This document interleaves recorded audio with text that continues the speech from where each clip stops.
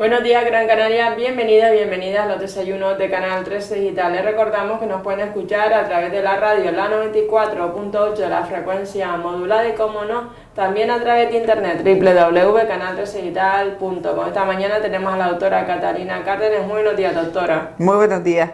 La doctora Catalina Cárdenas es doctora del Centro de Salud de Atención Primaria de Arguineguín. Hoy vamos a tratar el tema de la hipertensión arterial, un aspecto muy importante en la vida de todos nosotros y todas nosotras, ¿no? Efectivamente.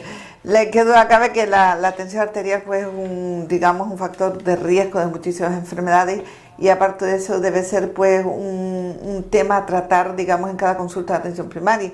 Siempre debemos hacer un poquito de hincapié y preguntarle si padece algo, y sobre todo si padece de la tensión, puesto que muchas veces consideran que estar tomando un medicamento para la tensión no es padecer de tensión, sino cuando ya tú le miras la receta electrónica además y ves que tiene allí un medicamento y dices, pero usted padece de tensión, dice, ah sí, pero bueno, esto ya está controlado, esto ya como que pasó la historia, ¿no? Es que yo creo que el ser humano es inteligente en ese aspecto e intenta un poco dejar de lado aquellas cosas que le preocupan. Si le preocupa la atención, pues dice, bueno, me tomo la pastilla, lo dejo de lado y ya está, y ni siquiera digo que padezco de atención. Pues entonces, hablando un poquito de lo que es la epidemiología, vemos que en la población adulta es el factor de riesgo cardiovascular más prevalente y uno de los que mayor número de consultas originan al año. Es la enfermedad crónica más prevalente de los países desarrollados. Factores determinantes de la prevalencia son la edad.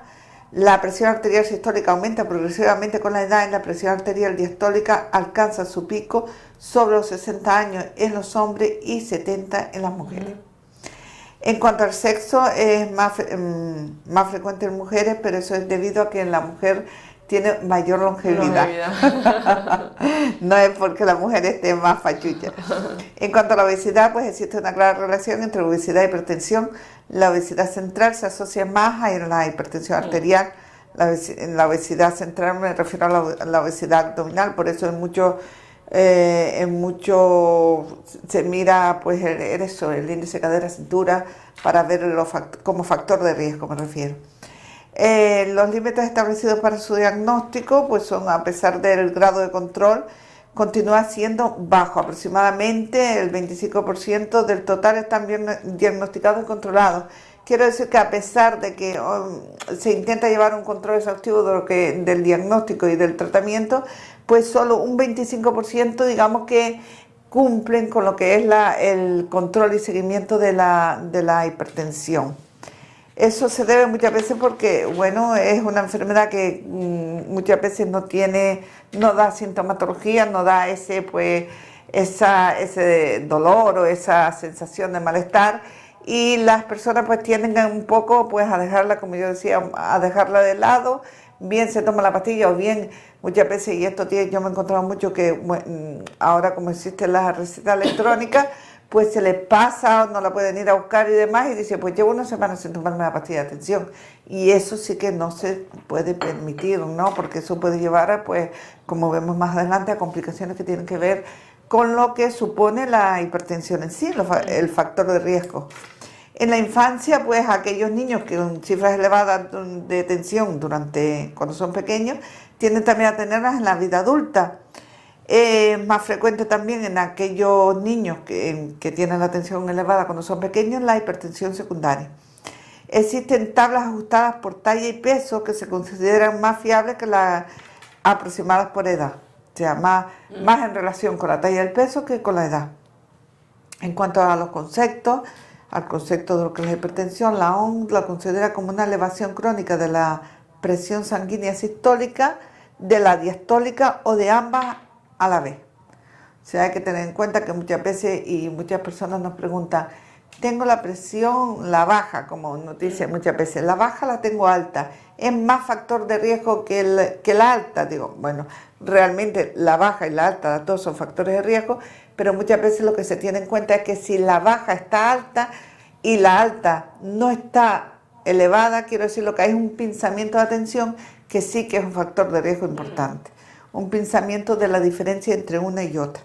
Se considera hipertensión cuando la media en varias medidas, 3 según la guía española, o sea hay que hacer como 3 medidas en días diferentes, pues, y en pacientes sin tratamiento antihipertensivo, sea la diastólica de 90 y la sistólica mayor o igual a 140, mayor o igual a 90, mayor o igual a 140.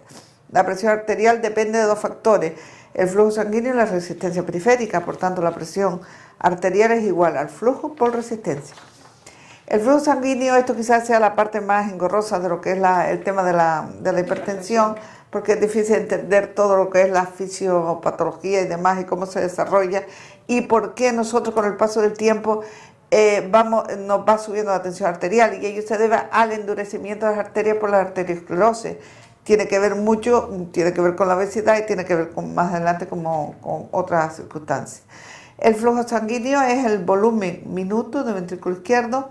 Factores que aumentan pues sería la precarga, que es la sangre que le llega al corazón, la contractilidad, cómo se contrae el corazón, y la frecuencia cardíaca.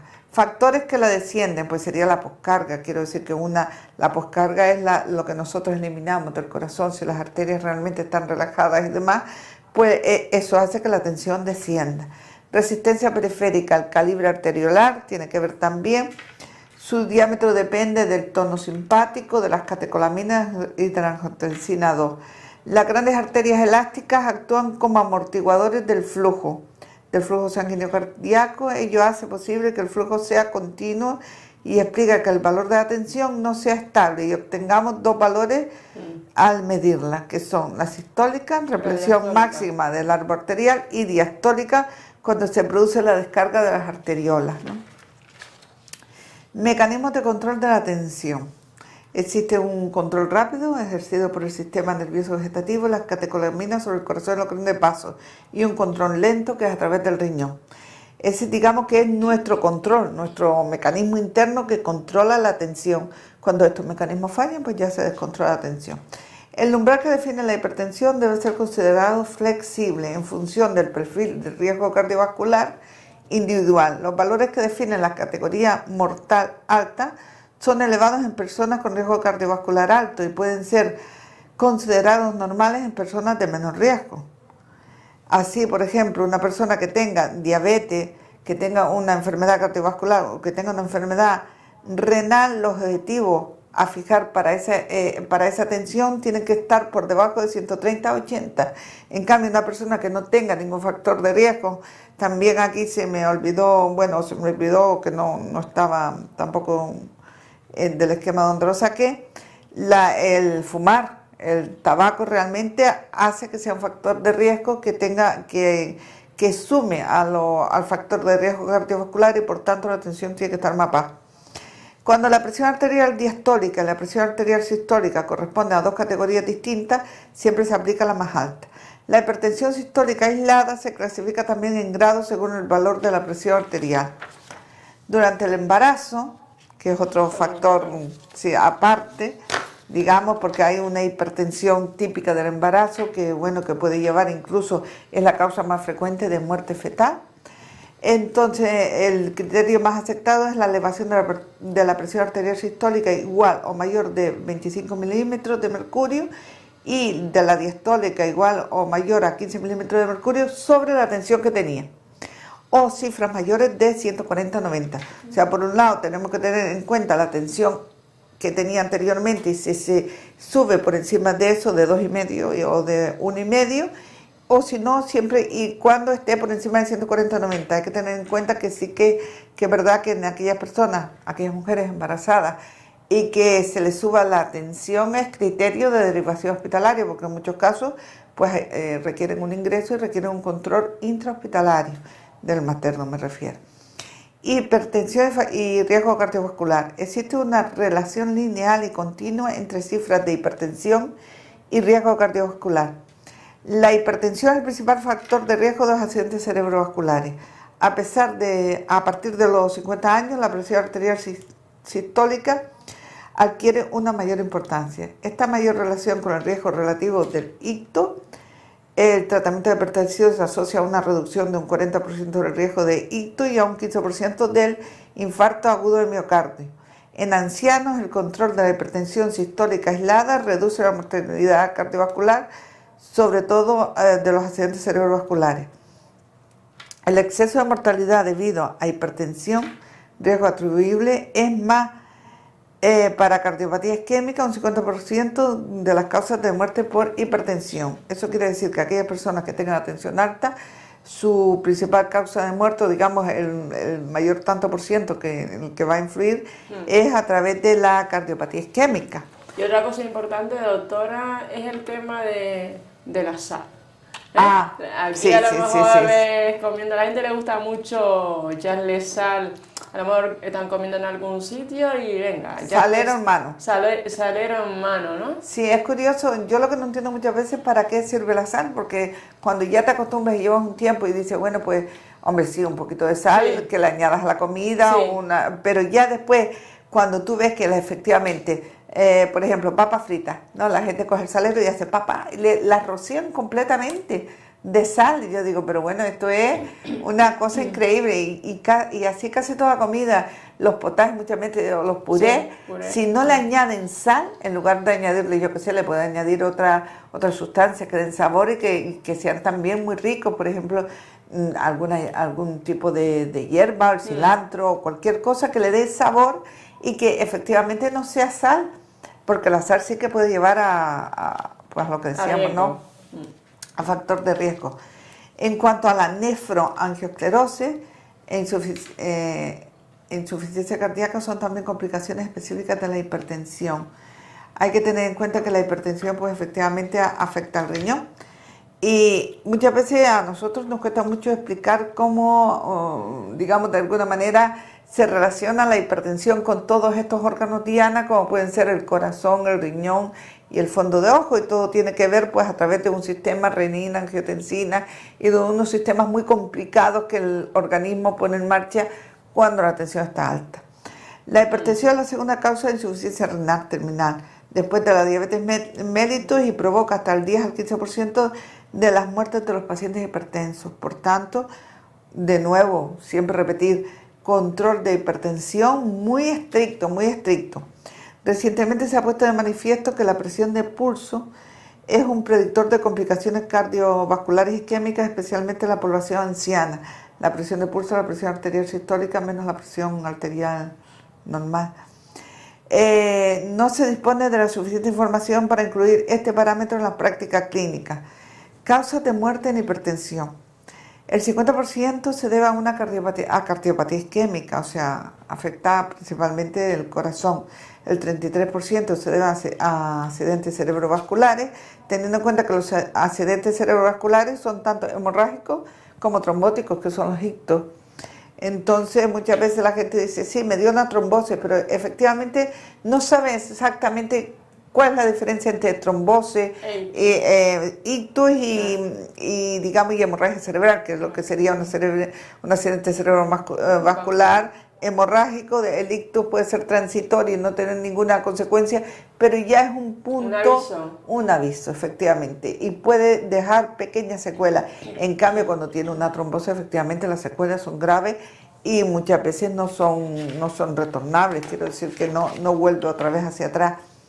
En cuanto a la etiología, tenemos la hipertensión arterial esencial primaria, se debe al aumento de la resistencia periférica, comprende el 90 al 95% del total de los casos. O sea, tenemos una hipertensión esencial cuya causa es desconocida, por eso se le achacan una serie de factores que vemos más adelante. Pues tenemos los factores genéticos, vemos que de padres a hijos muchas veces se transmiten las tensiones altas, entonces eso equivale a un 40%, los ambientales. Y a lo mejor también le dicen, no, ¿qué voy a hacer si lo heredo de mi madre o lo heredo de mi padre? Sí, o sea, sí. que como dice que es algo... Tengo la tensión alta igual que mi padre, igual que mi madre. Y ya parece que ya eso ya justifica que tú también tengas la tensión alta. Pero tú tienes que luchar para no tenerla, efectivamente, porque... Exacto, para no tener la tensión alta o para efectivamente poderla mejorar un poquito. Teniendo en cuenta cómo está la sociedad hoy, cómo va de acelerada, cómo todo eso influye en que la tensión se te suba. Yo creo que hay que controlar todo el resto de los factores que nosotros podemos o que están en nuestras manos, y entre ellos, por ejemplo, está el sedentarismo, al practicar ejercicio, las condiciones laborales, tomarse la vida, como digo yo, con calma. Yo veo que mucha gente está en el trabajo y está pues muchas veces dejándose influir quizás por el ambiente exterior, por la crisis económica, por todo, con un estrés tan elevado que le puede llevar efectivamente pues a una complicación de la hipertensión, con lo cual yo no sé hasta qué punto merece la pena. Yo sinceramente prefiero perder el trabajo que me dé un infarto. O sea que yo, no, bueno, pierdo el trabajo, pues ya está. Pero si es que después de un infarto o me viene el segundo, ya yo no puedo trabajar, con lo cual... con esto quiero decir que no es que yo digo que la gente se despreocupe de su trabajo, pero que sí que lo controlen hasta el punto de que ellos sean dueños de su trabajo, no el trabajo de ellos.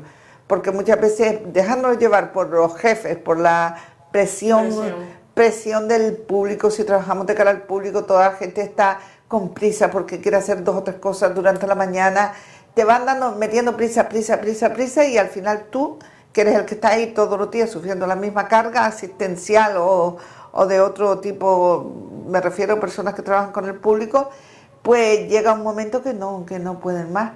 Y entonces pues entran en una situación de estrés y además de se les sube la tensión, aumentan de peso y todo eso es como un círculo, ¿no? Todo eso se engancha dentro de lo que puede ser una subida de tensión con las consecuencias que antes comentábamos. El nivel económico y el nivel educativo bajo, efectivamente, porque qué duda cabe, no ya por nada, sino porque hay que un poco comprender la enfermedad y para poder comprender la enfermedad pues tú tienes que explicarle que tiene que hacer ejercicio, que tiene que bajar de peso, que tiene eso, que caminar o hacer natación, que bueno, que tiene que quitar la sal. Si esa persona, si su nivel económico o su nivel educativo no se lo permite, no le permite entenderlo, sobre todo en los casos de que tiene que bajar de peso, tiene que hacer dieta, el nivel económico bajo, ¿cómo le vas tú a decir a una persona que apenas tiene para comer, que se ponga a dieta con verduritas, con carne y pescado a la plancha? Dice, ¿de qué me está hablando, no? Dice, si apenas tengo para comer. Entonces, claro, son circunstancias que hoy en día pues son un poquito más difíciles, pero sí que se pueden, digamos, manejar de otra manera, ¿no? Yo siempre intento vincular, digamos, el control de la atención a enfermería, puesto que nosotros no podemos ser responsables del control después de haber puesto una medicación y demás, puesto que tenemos una demanda excesivamente alta en muchas ocasiones, ¿no? Pero sí que enfermería, pues, de una manera los puede llevar a otro círculo, ¿no? Digamos, le puede explicar, pues, todos los efectos beneficiosos de bajar de peso, de hacer ejercicio, de que eso les va a llevar, pues, a disminución del azúcar, a disminución de la tensión y a disminución del colesterol. Entonces, digamos que por ese lado nosotros, los médicos de primaria, siempre intentamos que la hipertensión sea de 2, tanto del médico como de enfermería. Después, en los casos pues donde hay una unidad de hipertensión o donde se pueda tratar de otra manera o hay un equipo donde se realice educación sanitaria, pues también, pero bueno, dado como están las circunstancias actualmente con las restricciones y demás, pues un poquito más difícil. En cuanto a la sal, digamos que un 60% de los pacientes son sensibles a la sal, por tanto el retirarla hace que mejore la hipertensión, o sea que baje. En la ingesta calórica elevada, lo mismo, o sea, aquellas personas con obesidad hace que aumente la bulimia y por tanto aumenta la tensión. El alcohol con más de 30 gramos día, lo mismo. Esto sí que es curioso porque yo suelo preguntar mucho, ¿pero bebe? Y entonces dicen, bueno, no normal, ¿no? Lo normal, y a veces si tú vas y le haces un rastreo de lo que es lo normal, a lo largo del día pues se han tomado varias copas o sobre todo teniendo en cuenta esta fecha y demás, pues y eso hace que si en esta fecha se toma la atención, muchísimas personas la tienen alta y aún con el tratamiento. Pero es por eso, no por el descontrol a través del alcohol en muchas ocasiones, ¿no? Y después hay otra costumbre que es graciosa, ¿no? A mí me resulta graciosa porque me dice, no, es que yo como iba a beber, me dejé de tomar la pastilla de atención porque me hacía daño. Digo, vamos a ver, la pastilla de atención se la tiene que tomar siempre y si va a beber, bebe, pero vamos a ver, si va a beber poquita cantidad de más, pues si es hipertenso, pero si encima deja la pastilla de atención, tiene otro factor añadido, aparte del alcohol, para que le suba la tensión, con lo cual tiene 2 de golpe, 2. más el acostarse tarde, el trasnochar y demás, pues no lleva a una mejora. El calcio, las aguas duras ricas en calcio se asocian a cifras menores de tensión y el déficit de potasio y magnesio. Síndrome plurimetabólico. Este síndrome plurimetabólico efectivamente también es un síndrome que lleva consigo dentro de lo que es el síndrome como tal, la hipertensión, y es lo que se conoce también como síndrome X, un síndrome muy frecuente en Canarias porque es la obesidad extratroncular. Digamos que el síndrome se compone de hipertensión, obesidad, hiperlipemia con aumento de triglicéridos, hiperuricemia y resistencia a la insulina. Digamos que es un síndrome bastante complicado de llevar a cabo, durante mucho tiempo se estuvo estudiando, pero bueno, ahora se está tratando un poco ya también por separado, ¿no? Y en cuanto a los factores gestacionales y perinatales, pues hay que también tratarlo, mirarlo, y que la mujer embarazada pues se tiene que controlar la tensión con la matrona pues en sus controles normales. El síndrome de apnea del sueño puede llevar también a subida de tensión. Y bueno, y pasamos a la hipertensión secundaria, que es principalmente debido a una patología renal, a fármacos, a patologías suprarrenales, pero que ya digamos que no es la parte más importante de lo que es la hipertensión, puesto que la hipertensión primaria, o de la que estábamos hablando antes, es la causa más importante de hipertensión. Sí. En cuanto a la repercusión visceral, vemos que puede actuar a nivel cardiológico, produciendo hipertrofia ventricular izquierda, quiere decir que el ventrículo aumenta de grosor, con lo cual es más difícil contraerse y eso hace que la tensión suba también. En el ojo, a nivel de un estrechamiento de la arteria retiniana, y a nivel de riñón produce proteinuria y aumento de la creatinina con placas de ateroma. En cuanto al diagnóstico de atención, muy frecuente la pregunta: ¿cuántas veces debo venir? ¿Cómo me la debo controlar? ¿Cómo debo controlarme la atención primaria? Pues digamos que hay que tomar la atención en sujetos normotensos al menos una vez hasta los 14 años. O sea que a los niños hay que hacerles una toma antes de los 14 años. Después cada 3 a 5 años hasta los 40 años. Hasta los 40 años, cada 3 años está bien. Yo de todas formas, como es una prueba que no requiere mucho, digamos, ni te entretiene mucho, ni es cruenta, digamos, entonces yo creo que una vez al año, yo creo que para mí está bien, puesto que te puede llevar alguna sorpresa, porque ¿cómo sabes tú que en esos 3 a 5 años no ocurre una subida de tensión, tal y como están las cosas y tal y como está la obesidad actualmente, y no la estás controlando? Por tanto, yo siempre procuro, aprovechando pues cuando va a urgencias, cuando va a consulta por otro motivo, digo, bueno, vamos a tomar la atención a ver cómo la tiene. Y efectivamente, y así. Y cada 2 años a partir de los 40 años. A partir de los 40 años yo creo que efectivamente hay que hacerlo una vez al año y ya está. O sea, incluirlo dentro del programa habitual. En cuanto al punto de corte, está en 135-85, lo que conocemos como 3,5, 8,5. Todas aquellas personas que estén por encima de 135-85 las podemos considerar dentro de factor de riesgo de hipertensión. Hay que realizar siempre una exploración física, analítica, pruebas complementarias como un ecocardiograma, un ultrasonido carotidia y femoral, la proteína C reactiva, fondo de ojo, pero ya esto ya digamos que tiene que ver ya con especializada, entonces ya no depende de nosotros. La parte nuestra pues sería una exploración un poquito generalizada, la analítica que también se la podemos hacer nosotros, y luego ya derivar pues eso a los diferentes especialistas, que sería el oftalmólogo, el cardiólogo y el nefrólogo, porque muchas veces sí que es verdad que los nefrólogos se quejan que cuando llegan a a la unidad de nefrología, pues digamos que llegan muy tarde, pero también es verdad que nosotros los enviamos y nos devuelven la propuesta. Entonces a ver si nos ponemos de acuerdo entre especializados, entre el hospital y primaria, para que eso no ocurra y así el paciente pues puede llevar un control. Ahí sí que puede ser un control muy distanciado, pero que sea visto por la unidad de nefrología o por la unidad de hipertensión, donde exista. En cuanto al tratamiento, pues hay que disminuir todos los riesgos que llevan a una subida de tensión, y el tratamiento farmacológico. Sí, reducir la sal, reducir el tabaco. Sí, yo pienso que hay que disminuir de peso, reducir la sal, practicar ejercicio, un ejercicio que sea... hay que tener en cuenta que muchas de las personas que tienen la tensión alta pues son personas con gran obesidad, bueno, con gran o con una obesidad mediana, y entonces pues digamos que de alguna manera indicarles la práctica diaria de ejercicio, un ejercicio que no sea muy duro, porque si no tampoco no nos sirve para nada y no nos va a ayudar.